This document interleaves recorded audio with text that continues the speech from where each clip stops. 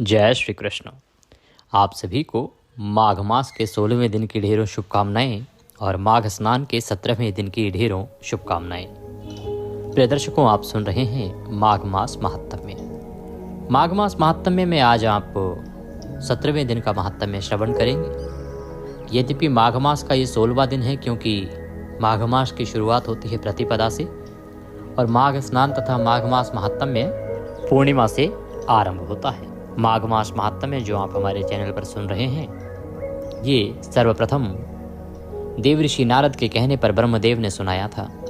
तदोपरांत यह महात्म्य भगवान श्री विष्णु के अवतार दत्तात्रेय जी ने राजा शस्त्रार्जुन को श्रवण कराया और यही वृतांत उसके बाद भगवान रामचंद्र के वंशज महाराज दिलीप को उनके गुरु वशिष्ठ जी ने श्रवण कराया। पुराणों में ये सूत जी और इस सृष्टि के प्रथम गुरु तथा भगवान विष्णु के अवतार वेदव्यास जी महाराज के द्वारा वर्णित है।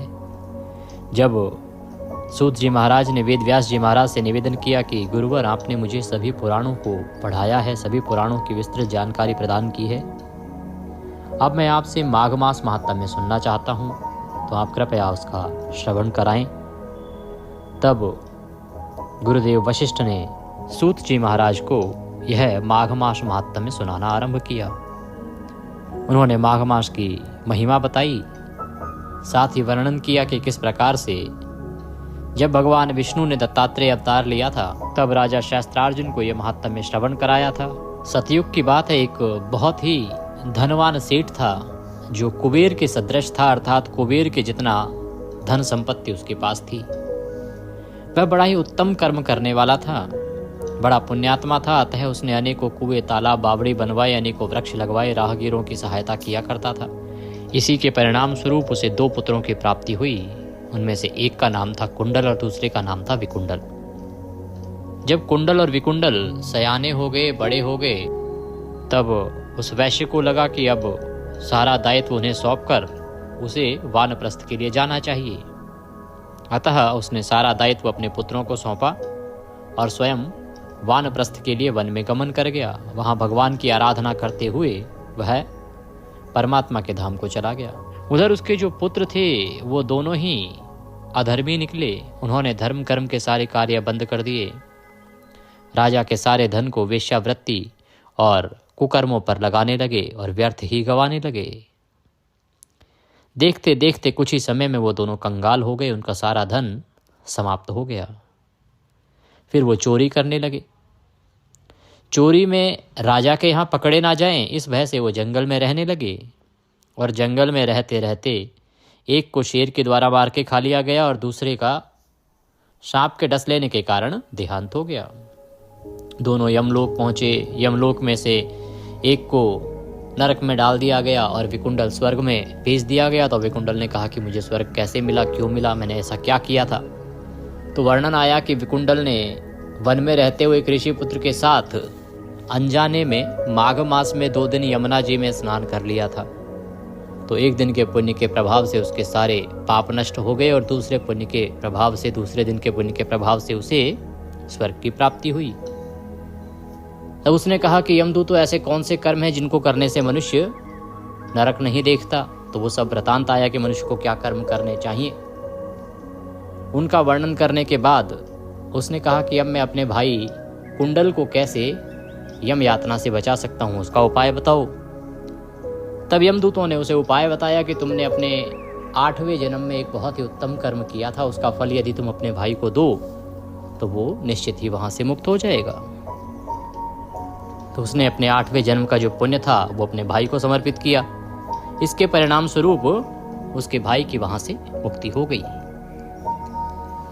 तदंतर राजा कहते हैं कि प्रभु, वो वैश्य जिसने माघ स्नान किया था और उससे राक्षस को किस प्रकार से मुक्ति मिली, राक्षस योनि को किस प्रकार से मुक्ति मिली, वह मैं सुनना चाहता हूँ।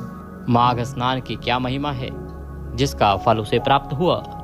तब दत्तात्रेय जी ब्रह्मदेव के द्वारा प्रयागराज तीर्थ की क्यों रचना की गई उसके विषय में बताते हैं कि कैसे देवता इस तीर्थ में आके स्नान करते हैं और कैसे ये मनुष्य के जीवन को परिवर्तित कर देता है। और वर्णन आया कि एक समय पर कांचन मालिनी ने यहाँ पर स्नान करके उसके स्नान का फल एक राक्षस को दे दिया था और इससे वह पापी राक्षस मुक्त हो गया था। यह अध्याय में आपने अभी तक श्रवण किया। यहाँ से आगे की कथा अब हम श्रवण करेंगे। कथा को आगे बढ़ाएं उससे पहले आपसे निवेदन है कि ये माघ मास महात्म्य का वीडियो है तो कृपया इसे एक बार लाइक अवश्य कर दीजिएगा। परमेश्वर वासुदेव की कृपा प्राप्त करने के लिए, माघ स्नान फल प्राप्त करने के लिए कमेंट बॉक्स में अवश्य लिखिएगा जय श्री हरि या ओम नमो भगवते वासुदेवाय। आप देख रहे हैं देवभूमि ज्योतिष संस्थान का प्रतिष्ठित यूट्यूब चैनल देवभूमि धार्मिक। हम यहाँ पर सभी व्रत और त्योहारों की सही शास्त्रीय जानकारी प्रदान करते हैं। ज्योतिष शास्त्र और पंचांग के आधार पर हम बताते हैं कि कौन सी तिथि कब है, व्रत आदि कब करना है, क्या विधि है, क्या नियम है और क्या गलती नहीं करनी है। यदि आप सभी व्रत और त्योहारों की सही शास्त्रीय जानकारी पाते रहना चाहते हैं तो कृपया चैनल को सब्सक्राइब कीजिए और बेल आइकन को प्रेस कीजिए। जब आप सब्सक्राइब का बटन दबाएंगे तो वहाँ एक घंटी का निशान बना हुआ आएगा, उसको अवश्य दबाइएगा, तभी आपको हमारे सारे वीडियो प्राप्त होंगे, अन्यथा आपसे जानकारी छूट जाएगी। अब आप हमारे साथ व्हाट्सएप के माध्यम से भी जुड़ना चाहते हैं तो जुड़ सकते हैं। इससे लाभ ये होगा कि आपको सभी जानकारियाँ सीधे आपके मोबाइल पर आती रहेंगी। आप हमारे व्हाट्सएप ग्रुप में जुड़ सकते हैं, वहाँ हम आपको सारे वीडियो की जानकारी देते हैं। साथ ही जिस दिन जो त्यौहार होता है उसकी छोटी छोटी जानकारियाँ, उनके रिमाइंडर्स कि कल क्या करना है क्या नहीं करना है, वो सब भी भेजते रहते हैं। तो यदि आप जुड़ना चाहते हैं तो वीडियो के अंत में एक नंबर आएगा 900 से, जिस पर आप दक्षिणा आदि भेजते हैं। उसी पर व्हाट्सएप मैसेज कीजिए, लिखिए अपना नाम और कहिए कि आपके नंबर को ग्रुप में ऐड कर दिया जाए, तो आपको ग्रुप में ऐड कर दिया जाएगा। फिर आप सभी जानकारी सीधे मोबाइल पर प्राप्त कर पाएंगे। आइए प्रिय भक्तों, भगवान नारायण का ध्यान करते हुए, परम पूज्य गुरुदेव के चरणों की वंदना करते हुए आज की कथा को आगे बढ़ाते हैं।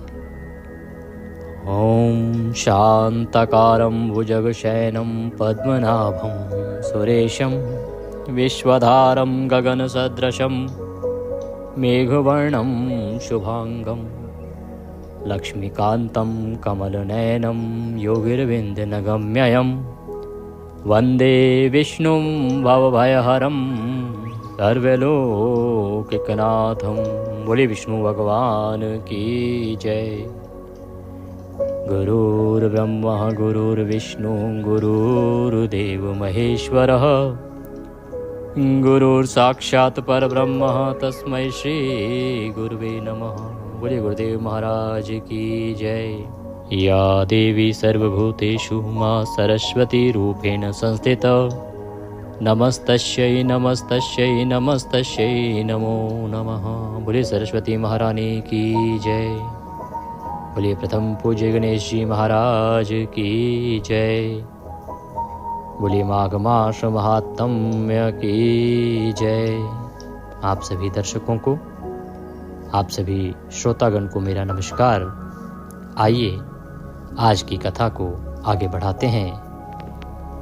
कार्तवीर्य कहने लगा कि हे भगवान, वह राक्षस कौन था और कांचन मालिनी कौन थी। जब दत्तात्रेय जी कथा सुना रहे हैं और बता रहे हैं कि कैसे कांचन मालिनी ने माघ मास में प्रयागराज तीर्थ के स्नान का फल देके एक राक्षस को कैसे मुक्त किया था, तो शास्त्रार्जुन और कार्तवीर्य कहने लगे कि भगवान वो कौन थे, वो राक्षस कौन था और वो कांच मालिनी कौन थी, आप यह श्रवण कराएं। उसने अपना धर्म कैसे दिया और उनका साथ कैसे हुआ। हे ऋषिवर, आप अत्रि ऋषि की संतानों के सूर्य रूप हैं, आप कृपा करके ये कथा सुनाकर मेरा कौतूहल दूर कीजिए।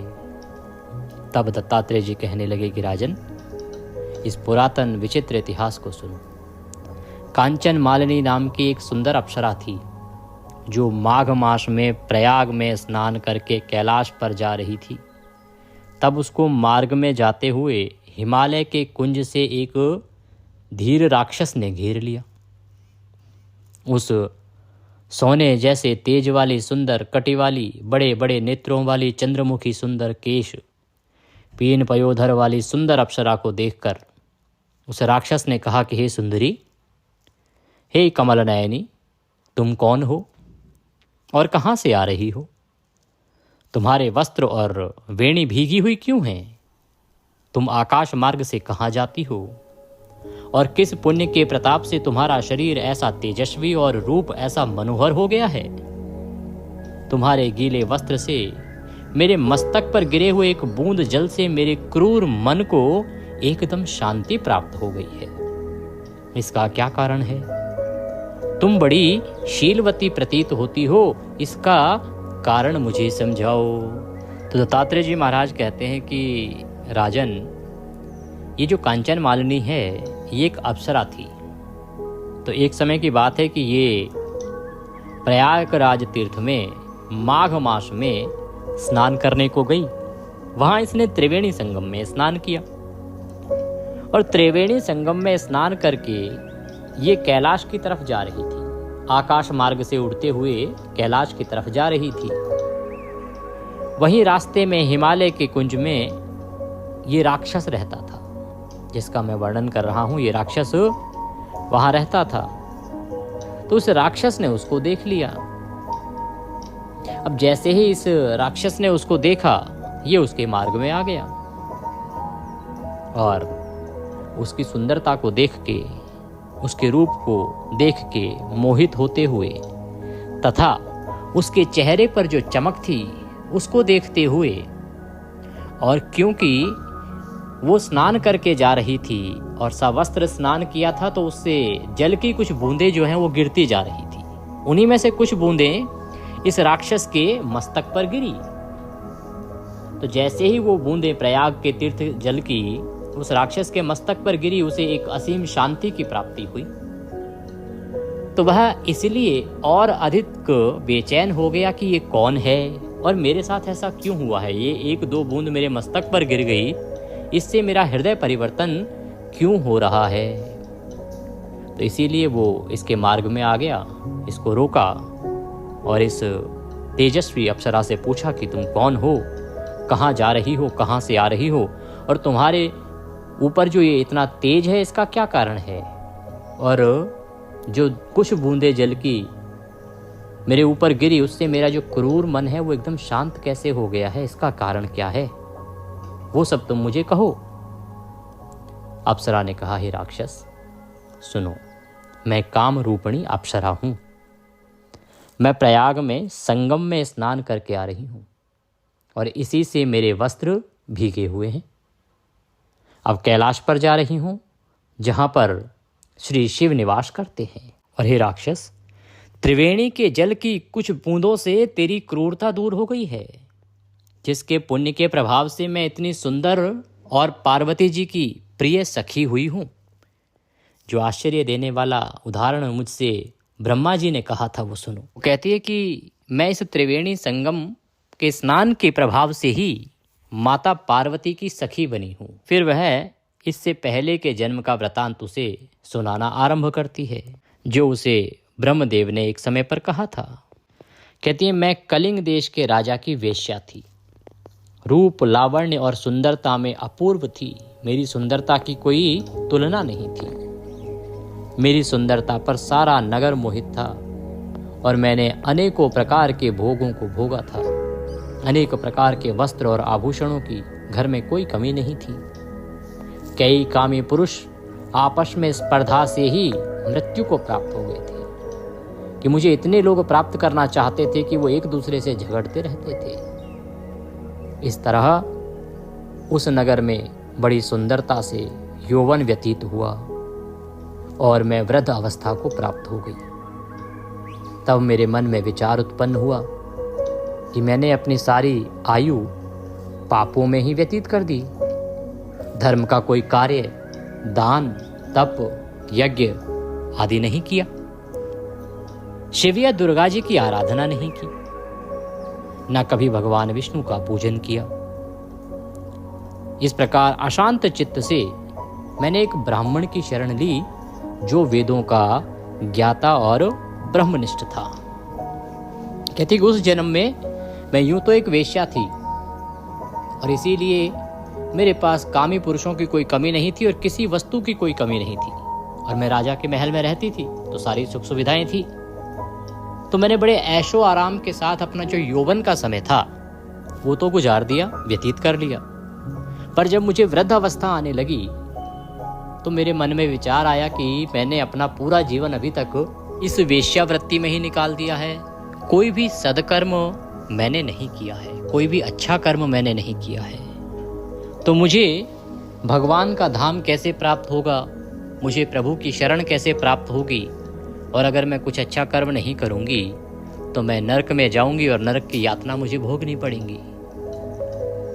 मेरे मन में यही विचार आता था कि ना मैंने भगवान शंकर को कभी जपा है, ना उनकी भक्ति की है, ना माँ पार्वती को कभी भजा है, और ना ही भगवान विष्णु का मैंने पूजन आदि किया है, तो मेरा उद्धार कैसे होगा।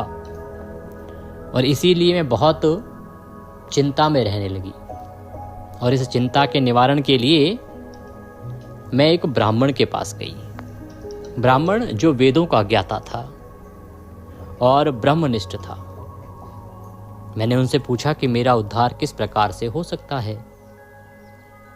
महाराज, साधु सज्जन अच्छे और बुरे सभी पर दया करते हैं, इसलिए मुझ दीन पर भी कृपा करके मुझ कीचड़ में डूबी हुई को पकड़ कर उबारिए। क्षीर सागर क्या हंस को ही दूध देता है, बत्तख को नहीं देता। तब इतना सुनकर वह ब्राह्मण, राजा का पुरोहित, इन सब बातों को सुनकर मुझ पर दया करके कहने लगा कि तू ब्रह्मा के क्षेत्र प्रयाग में जाकर माघ मास में त्रिवेणी संगम में स्नान कर, परंतु मन में अशुभ क्रिया का विचार नहीं करना। वो कहती है कि मैं अपने पापों का विनाश करने के लिए और इस चिंता से कि मेरा आगे क्या होगा, ब्राह्मण के पास गई जो वेद पाठों का ज्ञाता था। वेद पाठी ब्राह्मण था, राजा का पुरोहित भी था। मैंने उसके सामने सारी चिंता व्यक्त करी। मैंने उसे कहा कि मैं घोर कीचड़ में हूँ, तो क्या मुझे नहीं उबार सकते? क्या केवल राजा का ही कार्य किया जा सकता है?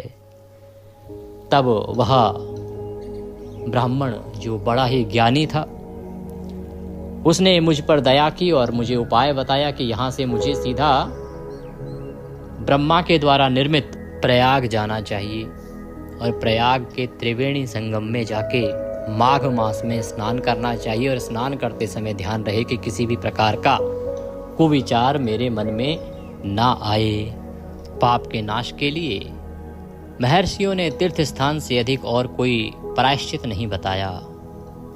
प्रयाग में स्नान करने से तू अवश्य पवित्र होकर स्वर्ग को जाएगी। मैं भामिनी पुराने समय में गौतम ऋषि की स्त्री को देखकर इंद्र ने काम के वशीभूत होकर कपट वेश में उससे भोग किया था, इसीलिए ऋषि द्वारा श्राप दिया गया और उसका शरीर अत्यंत लज्जा युक्त हजारों भागों वाला हो गया। तब इंद्र नीचे मुंह करके अपने पाप कर्म की बुराई करने लगे। मेरु पर्वत के शिखर पर स्वच्छ जल वाले सरोवर पर एक स्वर्ण कमल से भरे हुए कोटर में घुस गया और अपने पाप को धिक्कारता हुआ कामदेव की बुराई करने लगा कि यह सब पापों का मूल है। इसी के वशीभूत होकर मनुष्य नरक में जाते हैं और अपने धर्म, कीर्ति, यश और धैर्य का नाश करते हैं। वो कहते हैं कि ब्राह्मण ने मुझे एक प्रसंग सुनाया कि किस प्रकार से इंद्र का पाप दूर हुआ था, क्योंकि एक समय पर जो देवराज इंद्र हैं वो गौतम ऋषि की पत्नी पर मोहित हो गए थे और इसी के श्राप के परिणाम स्वरूप उनका शरीर कुरूप हो गया, वो कुरूपता को प्राप्त हुए। फिर वो अपने आप को धिक्कारने लगे कि धिक्कार है मुझ पर, और साथ में ही कामदेव को धिक्कारने लगे कि उनके कारण ही ये सब हुआ है, क्योंकि काम वासना जागृत ना हो तो मनुष्य ऐसा कोई कर्म करे ही ना। तो इसीलिए कामदेव को ही इन सभी पापों के लिए वो दोष देने लगे, कहने लगे कि जो पृथ्वी का मनुष्य है वो इस कामदेव के कारण ही नरकों में पड़ा रहता है और इस कामदेव के कारण ही वो अपने सभी यश, कीर्ति और धैर्य का नाश कर लेता है। इंद्र ऐसा सोच रहा था कि इंद्र के बिना सारा देवलोक शोभाहीन हो गया, तब देवता गंधर्व किन्नर लोकपाल इंद्राणी के सहित बृहस्पति से जाकर पूछने लगे कि महाराज, इंद्र के ना रहने से स्वर्ग ऐसा शोभाहीन हो गया है जैसे सतपुत्र के बिना श्रेष्ठ कुल। इसलिए स्वर्ग की शोभा के लिए कोई क्रिया सोचिए, इस विषय में देर नहीं लगानी चाहिए। तब बृहस्पति जी कहने लगे कि इंद्र ने बिना सोचे विचारे जो कर्म किया है उसका फल भोग रहा है, सो वह कहाँ है मैं यह सब जानता हूँ। फिर गुरुजी ने सबको साथ लेकर स्वर्ण कमलों से युक्त बड़े सरोवर में इंद्र को देखा, जिसका मुख मलिन और आंखें बंद थी। कहते हैं कि जो इंद्र है वो इस प्रकार से परेशान होकर लज्जावश इस प्रकार से उस सरोवर में जाके छुप गया। जब उसके बिना स्वर्ग को देखा गया तो सभी अन्य देवता दुखी हुए, इंद्राणी भी दुखी हुई।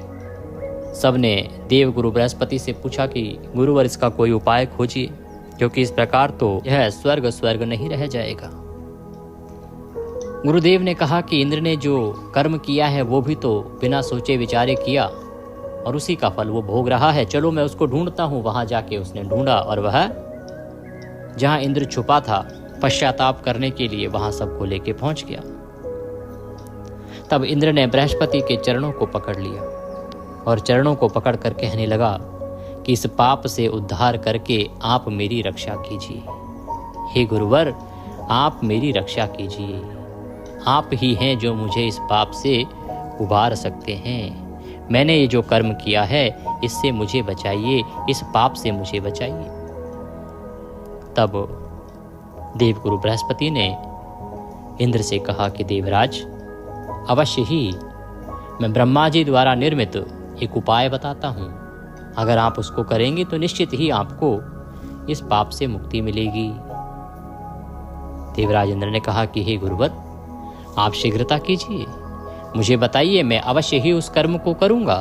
मुझे क्या करना होगा? तब देवगुरु बृहस्पति इंद्र से कहने लगे कि हे इंद्र, प्रयाग में स्नान करने से तुम पाप मुक्त हो जाओगे। देवराज इंद्र ने कहा कि प्रभु, ये प्रयाग क्या है, इसका निर्माण कैसे हुआ? तब बृहस्पति समझाते हैं कि हे इंद्र, ये वो तीर्थ है जिसका निर्माण स्वयं ब्रह्मा ने किया है और ये सभी पापों का नाश करने वाला है। यहाँ पर सभी देव गंधर्व किन्नर नाग सब स्नान करते हैं और जो यहाँ स्नान करते हैं उनके बड़े से बड़े पाप नष्ट हो जाते हैं। माघ मास में तुम्हें यहाँ जाके अवश्य ही स्नान करना चाहिए। यहाँ पर संगम है, पवित्र यमुना, और पवित्र यमुना के साथ पवित्र गंगा का संगम है। जो संगम में स्नान करता है वह अपने पापों से मुक्ति प्राप्त कर लेता है। इसीलिए यही एकमात्र उपाय है जो तुम्हारे इस पाप का नाश कर सकता है। जब देवगुरु बृहस्पति ने इंद्र को ये उपाय बताया तो माघ मास के आने पर इंद्र सहित सभी देवताओं ने प्रयागराज में जाकर संगम में स्नान किया और त्रिवेणी स्नान से इंद्र का वह पाप नष्ट हो गया। इंद्र पाप मुक्त हो गए। तब बृहस्पति जी ने इंद्र को वरदान दिया कि तुम्हारे शरीर में जितने भाग हैं वो सब नेत्र हो जाएं। तब इंद्र ब्राह्मण के वर से 1000 नेत्रों से ऐसा सुशोभित हुआ जैसे मान सरोवर में कमल शोभायमान होता है। क्योंकि जब ऋषि ने उन्हें श्राप दिया था तो उनका शरीर जो है वो 1000 अंगों वाला हो गया था। इंद्र के 1000 अंग हो गए थे, इस कारण से वो बड़ा ही कुरूप दिखाई देता था और 1000 अंगों के प्रभाव से वो लटका रहता था। लेकिन जैसे ही उसने स्नान किया वो अंग ठीक हुए और फिर देवगुरु बृहस्पति ने उसे वरदान दिया कि जितने भी अंग जहाँ जहाँ बने थे वहाँ वहाँ तुम्हारे नेत्र हो जाएंगे। इस प्रकार से इंद्र जो हैं वो 1000 नेत्रों वाले हुए। 1000 ही नेत्र हैं इंद्र के 1000 नेत्र कहे गए हैं शरीर पर। तो इसका कारण यह देवगुरु बृहस्पति का वरदान था। तो जिस प्रकार से देवराज इंद्र को वहां स्नान करने से उस बहुत भीषण पाप से मुक्ति मिली, उसी प्रकार से मैंने भी वहां पर जाकर स्नान किया। बोले विष्णु भगवान की जय। इसी के साथ यह आज का अध्याय यहाँ पूर्ण होता है। कल हम इससे आगे का वृतांत सुनेंगे कि कंचन मालिका किस प्रकार से उस राक्षस को श्राप से मुक्त कराती है, कैसे ये वृतांत आगे बढ़ता है और माघ मास की महिमा का वर्णन आप श्रवण करेंगे। प्रिय दर्शकों, आज गुप्त नवरात्रि का प्रथम दिन है, तो आपको गुप्त नवरात्रि की ढेरों शुभकामनाएं। गुप्त नवरात्रि पर आज अगर आप चौकी आदि स्थापित कर रहे हैं, कलश स्थापित कर रहे हैं, तो विधि मैंने आपके लिए पहले ही अपलोड की है, उसका लाभ लीजिए। अगर आप चौकी आदि स्थापित नहीं भी कर रहे हैं, कलश स्थापित नहीं भी कर रहे हैं, तो इन 9 दिनों में आपको 2 काम अवश्य करने हैं। एक तो दुर्गा सप्तशती का श्रवण कीजिए और प्रतिदिन कवच का श्रवण कीजिए।